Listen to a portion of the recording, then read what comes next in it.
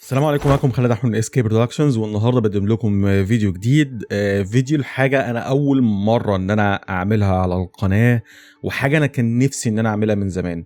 الفيديو ده هيكون عباره عن مقابله مع مطورين او تحديدا 2 مخرجين للعبه ريدفال، وهم هارفي سميث وريكاردو بير من أركين ستوديوز. الموضوع ده بالنسبة لي مهم جدا، يمكن جه من بعد تساؤلات كتير أنا يمكن طرحتها عن لعبة ريدفال من بعد لما اتفرجت على العرض الأخير بتاعها في مؤتمر اكس بوكس وبساسدا، وجات لي فرصة بتعاون مع موقع سعودي جيمر، ودي مش أول مرة أنا أتعاون معاهم. تعاونت معاهم قبل كده في مراجعة بتاعت هيلو انفينيت ومونستر هانتر رايز، لكن المرة دي الموضوع كان اكبر واهم بكتير جدا بالنسبه لي. يعني دي حاجه انتوا اكيد كلكم عارفين قد ايه انا بحب الالعاب بتاعت اركين، وبحترم جدا طريقه تصميمهم للالعاب بتاعتهم.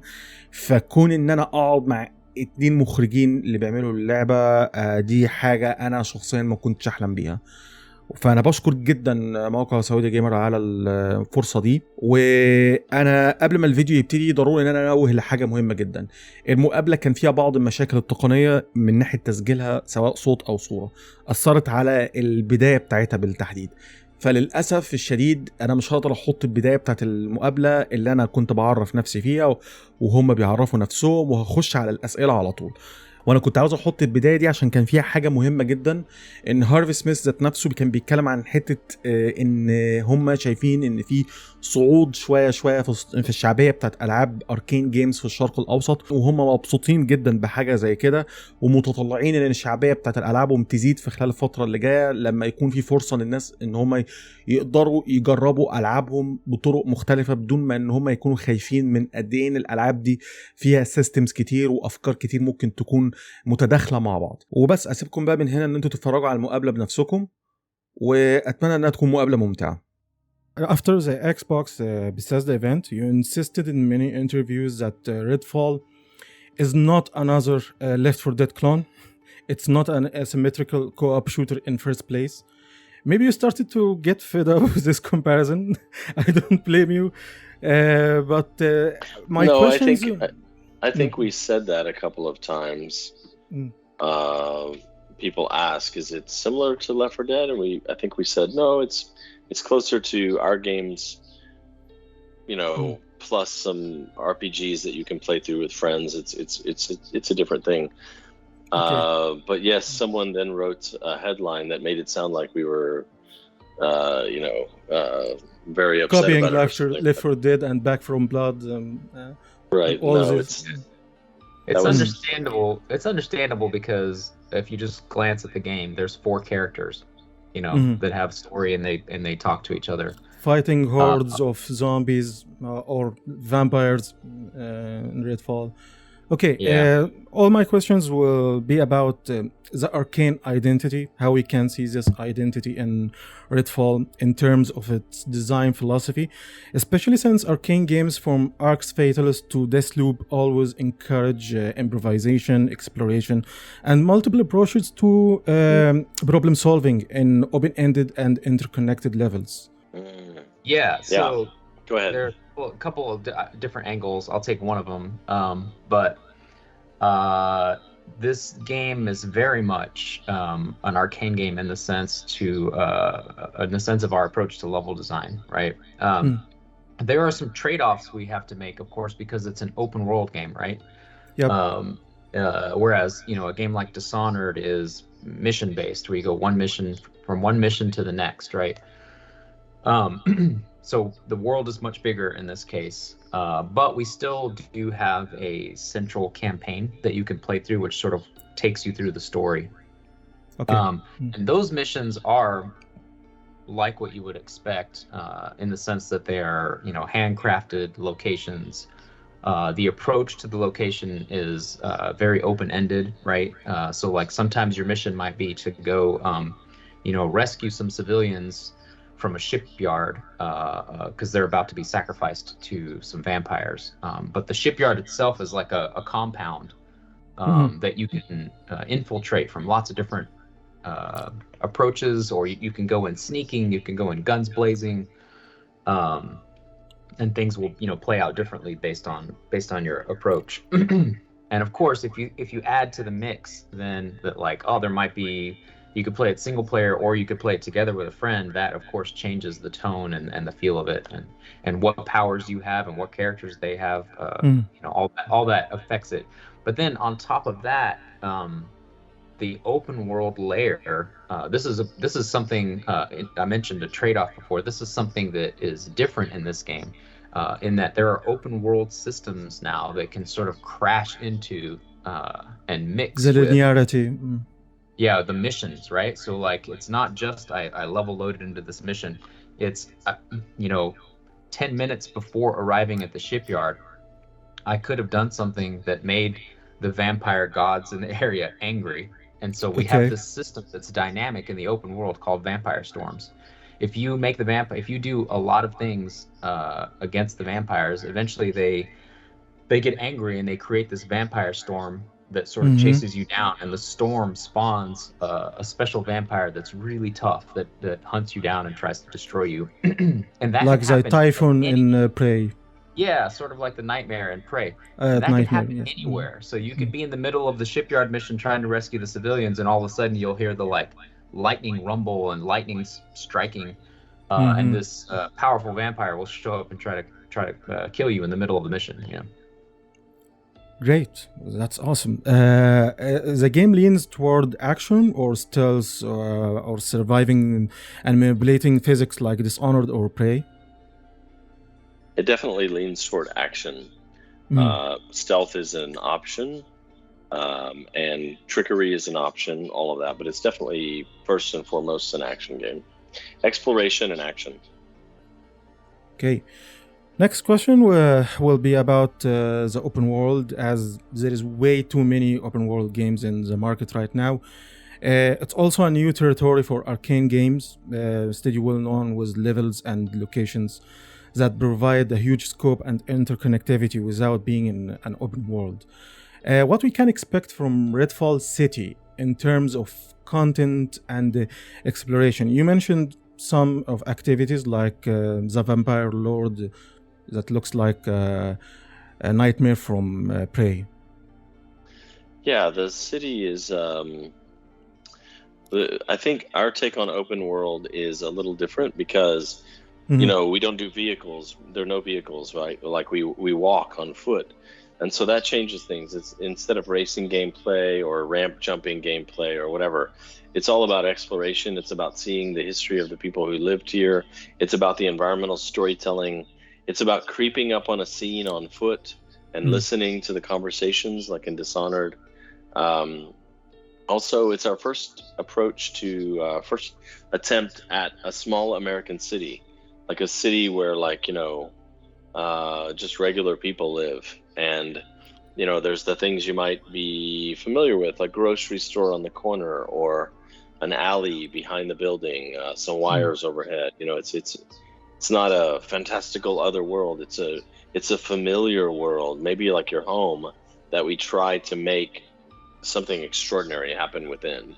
And so we try to put those two things together, similar to like Stephen King would, like this is a familiar setting where something crazy happens. And so walking across the open world and coming to learn the city, which like District 1, it's divided into two districts. District 1 is more tourists and boats and the harbor, the restaurants, things like that. District 2 is more rural with like farms and lighthouses and, a graveyard and things like that. More open areas for this. The whole thing is open. Yeah. How large is the open world? Can you give... I hesitate to say because then people just compare it to other open worlds. But if you, depending on the type of game you make, like Red Dead Redemption 2 or, GTA or Elden Ring, probably have vastly bigger open worlds. But, it's a different experience. The Redfall is meant to be like, I go to a spot in the middle of it, a base of operations, and then I range out and do missions in different directions, and I explore and walk around, and it's all on foot. Whereas some of those are more like I start here and I explore this whole area, then I move on, and I explore that whole area, then I move on, and I really never come back. I just keep moving forward. You know? So the needs of your game dictate the size, and I don't feel like that's a relevant metric, really. It's meant to be more intimate because we're on foot. It's a more intimate open world experience. It's a small Massachusetts town, right? Versus like a massive city or an entire continent or something like that. Yeah. Okay. Are there multiple unique permutations for every district by changing the time of day? For example, like we saw in this loop? No. We don't do any radical rechanging of things. What we do is different. The sun comes up, the sun sets, the moon comes out. That changes what type of enemies spawn. Okay. You have more dormant vampires during the day. They're sleeping in places you can find. Then they will fight you, but they're dormant. By night, you have slightly different, more active, aggressive vampires. You have different groups of humans that spawn. We have this whole dynamic system where like scenes will play out across the world, and some scenes are mostly at day, some scenes are mostly at night. We have the storms that form that Ricardo was talking about.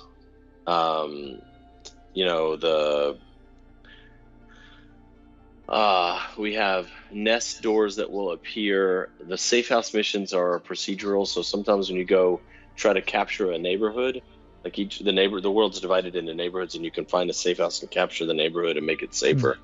When you do that, the missions that it rolls for, like what missions you have to do in the neighborhood to capture the neighborhood, they are dynamic as well. They're procedural as well. So so in our case, it's more like the day-night changes. The world changes slightly based on day or based on night, and based on you run it as you move across the world. You get a procedural variation in where the enemies are and who the enemies are and which scenes spawn and things like that.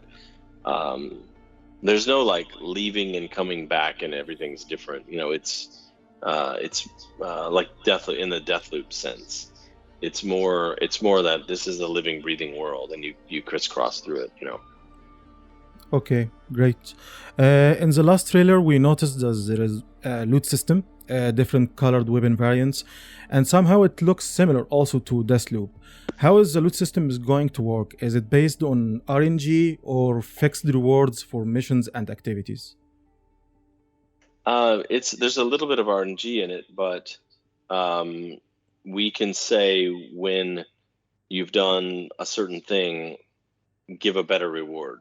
Always give a great reward, you know. Challenges or and difficulty settings. Yeah, right. Number of players, etc.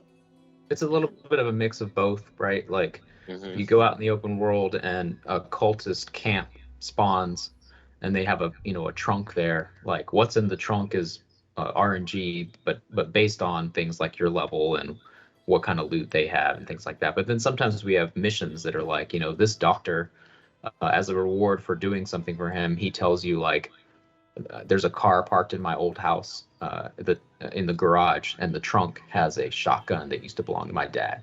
Like that's a specific weapon. Okay. Next question. Arcane Studios always had its own signature in environmental storytelling. How will this be presented in the open world? Through cutscenes or what we used to see in Dishonored, Prey, and Deathloop? It's very similar to what we've seen in past games. We have a strike team as part of our studio that goes around the world, like putting down scenes and talking about what might have happened there. Whether it's posing bodies and resources or graffiti or wrecking things in the environment. Each scene tells a story, and some of them have combat or ambushes or resources. So it's been a big effort on this project. Okay. For the 4 characters we have in Redfall, does every character have his own arc or exclusive missions in the story? No. Everybody has their own take on the missions. They have their own narrative for how they're reacting to the world, if they're out in the world or they're with each other dynamically. Layla will say different things to Jacob than she will to Remy. But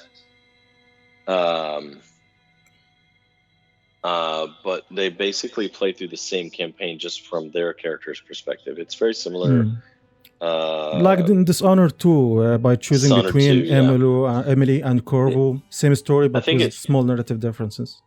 I think it's more varied than that. That there's more differences, but yes, it's the same approach. It's just so much work to do completely different missions that really what you're doing is you're doing something different for one character, but you're like robbing the experience of all the other ones. If you only have 100 hours to work on missions, for instance, and you could put all 100 hours into the missions for everybody, so the whole game gets better, or you start having to divide it up, then a very, very short campaign with 4 different branches or whatever. It's just how much time do you have as a developer that it comes down to, Okay. quality. Speaking of Dishonored, in this game we saw ambiguous moralistic choices based on your actions during the gameplay, and it can change some narrative beats or the whole ending. Can we expect something similar in Redfall? It's probably a little bit different in the sense that because we have 4 characters, like Harvey said, they play through the same campaign. Excuse me. There are side missions though that you can opt into or opt out of, and those have some consequences down the road, with relation to some of the, because when you start the game, everybody on the island is either a vampire, a cultist who worships the vampires, or there's a small group of survivors who are fighting back, right, with you among them, and you have a little home base that you establish where you can rest, get medical supplies, get some ammunition, things like that. You can talk to the NPCs there. They can give you like story background, but then some of them also offer you side missions, and so some of those are the kinds of things that you're talking about where, like, depending on whether you do them or not or how you do them, it might have a consequence down the road. Great. But it's really like, this game is about fighting immoral, horrible vampires. The only way to help humanity is to destroy them. Whereas Dishonored was more of a moral simulator, where it's like the guard that you're chasing or that you're sneaking past, he may be a bad person, but he may just be doing his job. He may be in a desperate situation.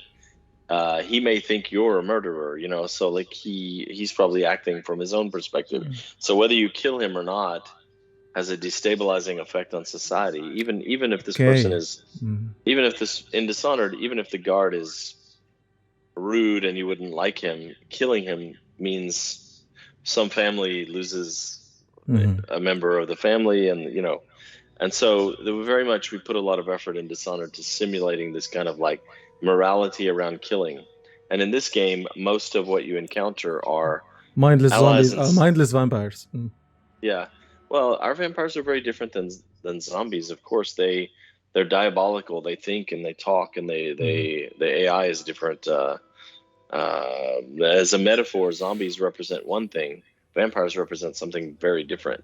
A small group of very powerful people draining the life out of everyone else, versus zombies are all kinds of things. Some people say that they are metaphors for a fear of death or the dissolution of individuality, or some people think they're metaphors for racism. Zombies are very different, many interpretation for the concept of zombies. Yeah. Okay. Regarding the co-op experience, last week you confirmed that only host makes story progress. Is there behind this decision any narrative or design reason? It started to be very common in many co-op experiences last year to see these restrictions. Yeah, I mean, so currently all the players keep their loot, their experience points, things like that. Only the host story progress, is tracked. Where we started with that was, imagine you've played a lot of the game, and I just bought the game, and I want to play with you, and so we're on mission 7. So I jump into the game with you, and now I have credit for mission 7. Okay. if I go play tomorrow alone or with another friend, and I don't You remember broke the game. what. Yeah. Do I start at mission 7 or can I go to 8 and I don't understand what's going on? If I start at 1 and start playing back through 1, 2, 3, 4, 5, 6, do I skip 7 or do I play 7 again? It starts to get very complicated.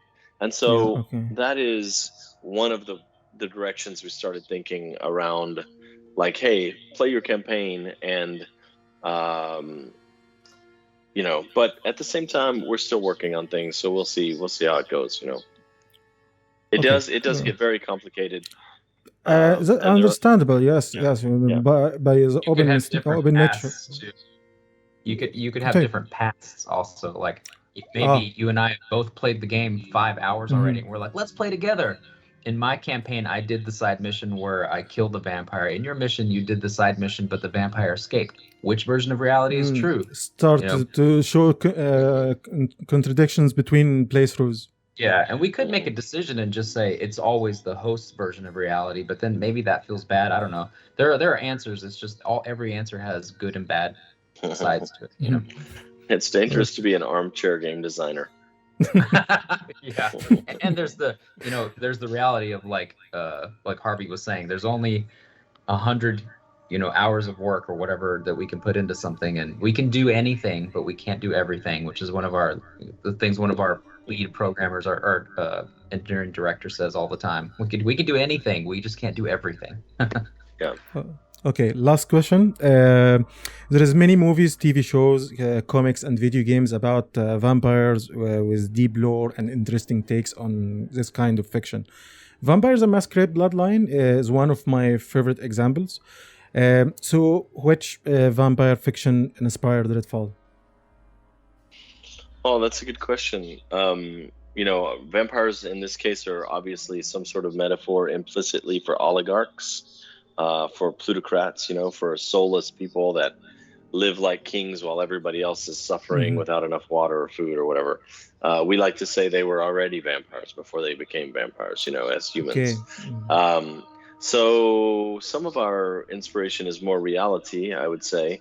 But then on top of that, there's a book called The Passage, which is about psychically powerful, science-based vampires, and that was an interesting moment. There's obviously Stephen King that we've looked at.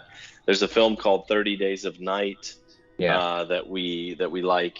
So it's a little bit of us and a little bit of reality and a little bit of vampire lore. And growing up in the 80s, I remember loving Near Dark and Lost Boys. We tried. The team had a vampire movie thing going before the pandemic where every Friday we'd buy pizza and let people gather in the conference room and watch vampire movies, and people would pick. And so Only Lovers Left Alive, the Jim Jarmusch film, I watched and I loved, and some people didn't like it. They thought it was too slow. And then I remember nostalgically liking Near Dark, and we tried to watch Near Dark, and it is cheesy as fuck. So everybody had a favorite different one. Lost Boys was generally popular. Yeah, it's totally not the tone of our game at all, but a bunch of us love What We Do in the Shadows. It's so goofy. Right. So goofy. Yeah. Okay. That guy from New Zealand is an amazing comic force. Yeah. Anyway. Okay. Thank you, Harvey. Thank you, Ricardo. It was generous of you to give us some of your time for this interview. I know you are busy now finishing the game, and please take your time to deliver your best. And I hope we can talk again after the official release next year. And maybe someday we get to visit you on a press tour. Maybe come to Saudi. It would be awesome. I hope this happens. فبس كده يا شباب تنتهي المقابلة. أتمنى أن أنتم تكونوا استمتعتوا بيها. أنا شخصيا يعني استمتعت جدا بالكلام معاهم وعرفت حاجات كتير عن اللعبة، وأتمنى أن الواحد يشوفها أكتر في خلال العروض اللي جاية، وإن هم يركزوا عليها. وفي تفاصيل أنا طبعا ممكن ما أكونش شفت كل المقابلات او قريت كل المقابلات اللي اتعملت لحد دلوقتي، بس انا اعتقد ان في بعض المعلومات اللي اتقالت هنا ممكن تكون ما اتقالتش قبل كده، خصوصا ان هم دخلوا بالتفصيل في بعض الامور اللي هم متاثرين بيها في بناء العالم بتاع اللعبه. اتمنى يكون الفيديو ده عجبكم. ما تنسوش انكم تعملوا لايك وشير وسبسكرايب، واشوفكم في فيديو جديد.